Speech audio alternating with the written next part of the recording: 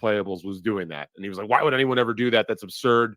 And meanwhile, we're like, no, there's a whole philosophy and a psychology around. Yeah, he specifically used the word, and I talked about this a couple of weeks ago, but he specifically used the term completely refuted, which is more of a legal term, and that is not what Chris Abels did. And God bless Tukey, Tukey fucking called him Babbler's counterpart and OJ's buddy there to actually have a brain and say something there. I love that.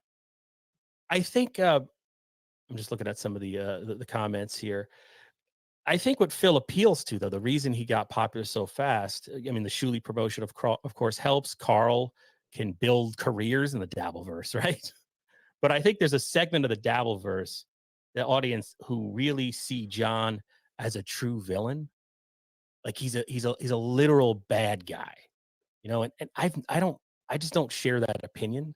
He's a guy from a radio show I liked at one point. He's a guy who contributed. He was part of funny stuff that happened at a radio show I really liked a long time ago. And essentially now he's a whack packer, right? I think that's what it is.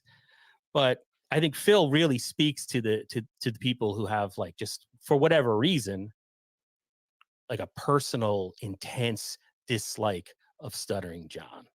Johnny Payton number 8 says Phil came out of nowhere trying to have beef with people, like the lunatic on the subway trying to fight people. Yeah. Right. So what this all comes down to, I mean, I'll give you a little, I found out some info today, just kind of like tooling around, whatever.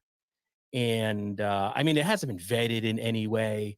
I didn't reach out to Phil for comment, but I mean, we can go through it though, because it was on a website. It's sort of the informal public record if you use the Wayback Machine.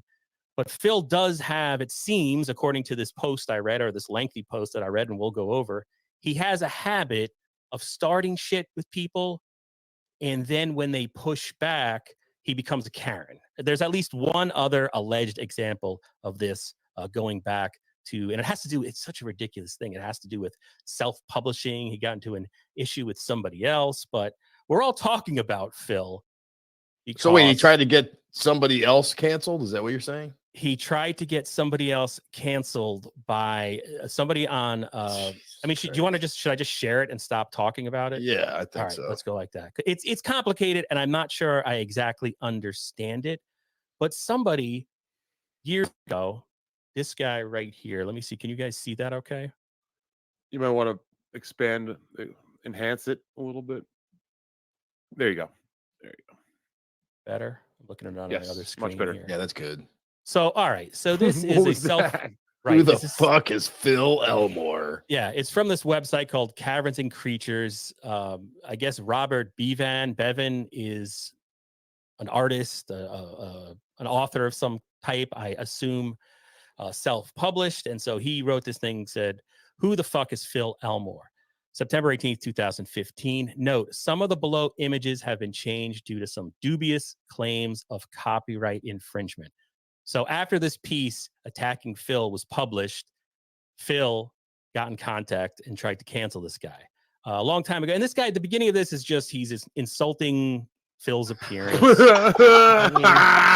is this? Look, as a fat man, I'm not going to fucking endorse this body shaming. That's my favorite thing. It's paragraph after paragraph of making fun of Phil. And it started because there I was minding my own business, spamming my shit on Twitter when I saw a tweet pop up in my notifications.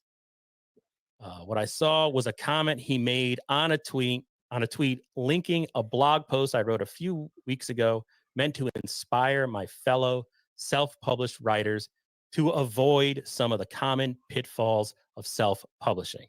So this guy is a self-published author, puts out something about what pratfalls to avoid in the world of self-publishing, and I guess Phil didn't like that. The intent of his comment seemed to be an attempt. The intent of his comment seemed to be an attempt. All these guys need editors at challenging my credibility to give out such advice, but in the most deceitful way possible. The ranking he quotes is for the paperback version of Critical Failures. So anyway, long story short, lost at this point, to be honest. Okay, so basically what this guy is saying is that Phil took a shit on me at Twitter. He swung at me. So this guy in response wrote this, sort of hate-filled, did this. Then this happened. So Phil fucked with somebody, the guy fucked back harder, and then my sincere apology to Phil Elmore, October 11th, 2015. A few weeks ago, I wrote a blog post in which I looked into the fascinating background of a writer who I discovered after he mentioned me on Twitter. The writer's name is Phil Elmore, and he appears to have taken objection to some of the content I used in a blog post. I was surprised when I received an email from Squarespace informing me that some of my content had been taken down due to copyright violations.